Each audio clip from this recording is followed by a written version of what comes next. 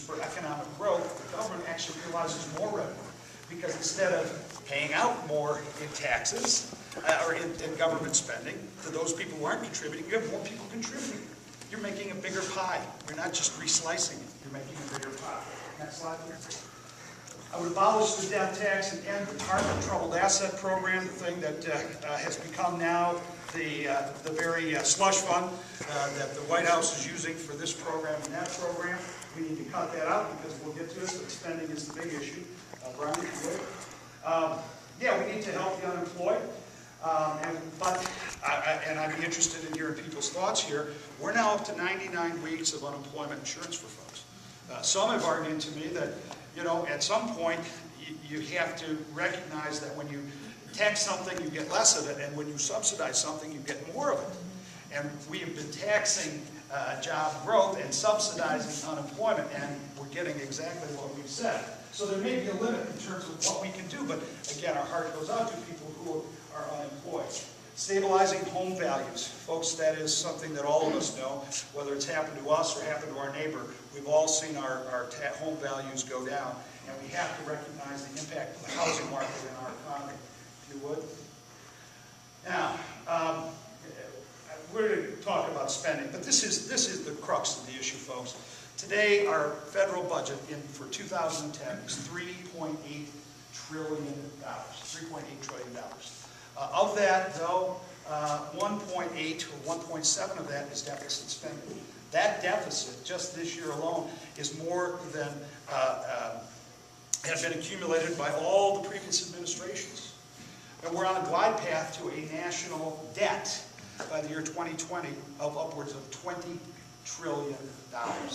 Now, those numbers are so big that it's hard to even imagine how much that is. But think about this: if I stacked $1,000 bills here, and I was going to get $1 trillion, it would reach 68 miles in the air. $1,000 bills is how much that would be.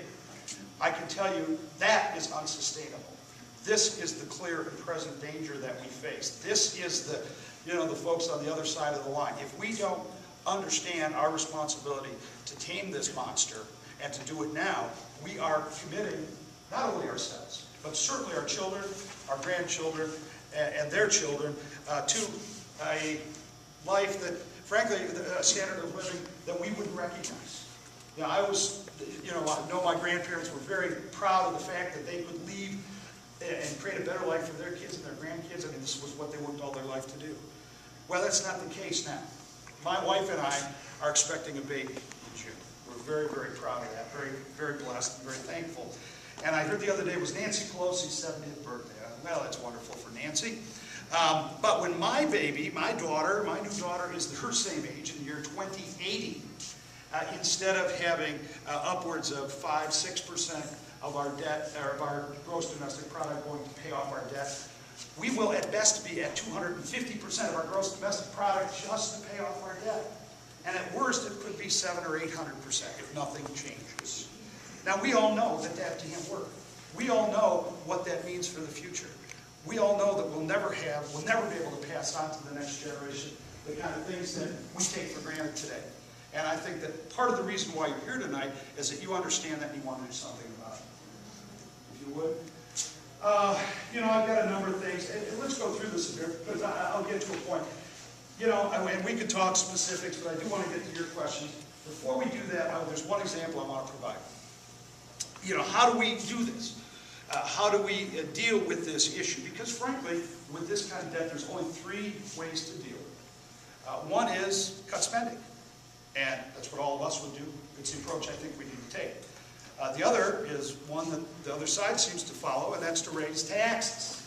And we all know the impact of that. In fact, there's something called a value-added tax, a VAT tax, that is now getting serious consideration, which essentially is almost like a national sales tax. On top of what we have now, it's hard to imagine the impact of that. The third way is to print money. And if you don't think that that is a serious consideration, think again. Because it is painless today and devastating tomorrow because of the inflationary impact of expanding the money supply. But those are the only 3 ways to deal with this problem. So how do you do, as I've suggested, which is to reduce spending? Keep going through here and we'll get to this point. Again, let's keep going. Here we go. Well, one of the things that I think we all have to kind of come to terms with is that the worm has turned.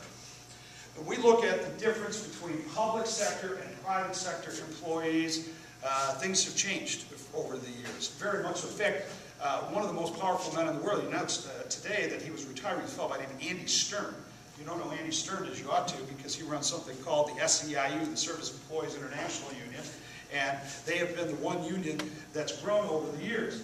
But as many of us know, the public sector jobs used to be lower pay, but it would be compensated by providing good benefits and job security, right? Okay. But the current situation is that public sector jobs themselves pay better, and they have much better fringe benefits. And during this current Great Recession, it's created havoc in both the public and private sector. The private sector has responded.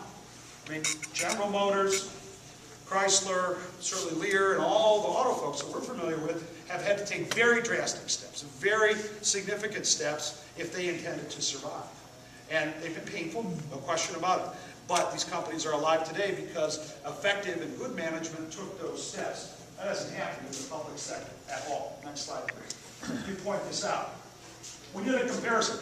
We found comparable positions in both the public and the private sector. And we found that in the private sector, a position that paid $60,000, in the public sector, focusing on the federal government now, not in state and local, but in the federal government, that position paid $67,700. But look at this. The benefits to the public sector employee were over $40,000 per employee, and in the private sector, just under $10,000, for a total compensation of over $100,000 for that public sector federal employee, and just under $70,000 here. We have a compensation gap of $38,600 for each employee in the federal government versus the private sector.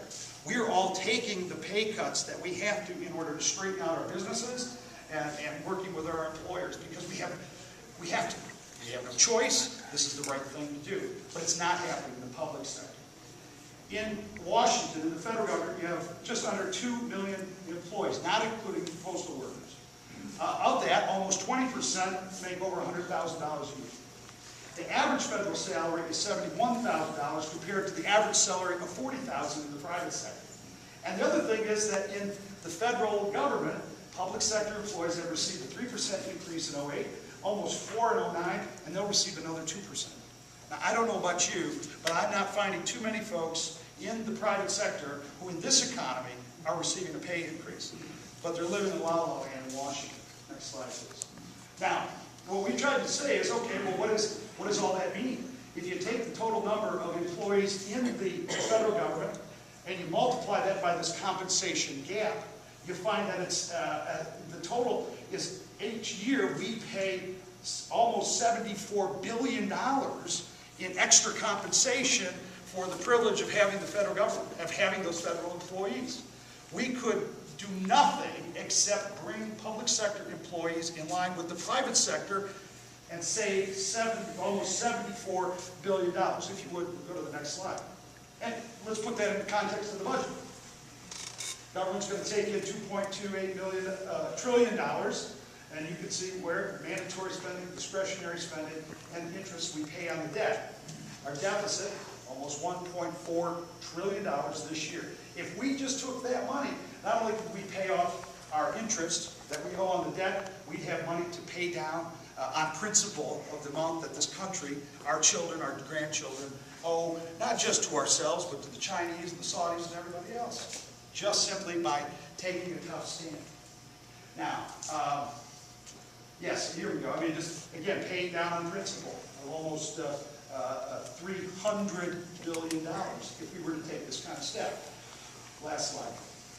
This projects over the course of 10 years, by just simply adopting this, we'll take a national debt. If we took just today's debt and we applied that principle, we'd have it down from over $14 trillion to almost $9 trillion, saving $5 trillion by this one step alone. But you know what? This is just an exercise, because this isn't going to happen. If anything, it's going the other way. We're hiring more employees. We're giving pay raises. We are paying here for the privilege of having Washington do what it's doing to us. And I don't know about you, but it really hurts. I have a business.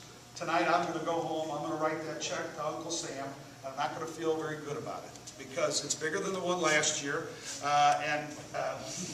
You know, the fact of the matter is, I don't know that I'm all that rich, but I am according to their definition.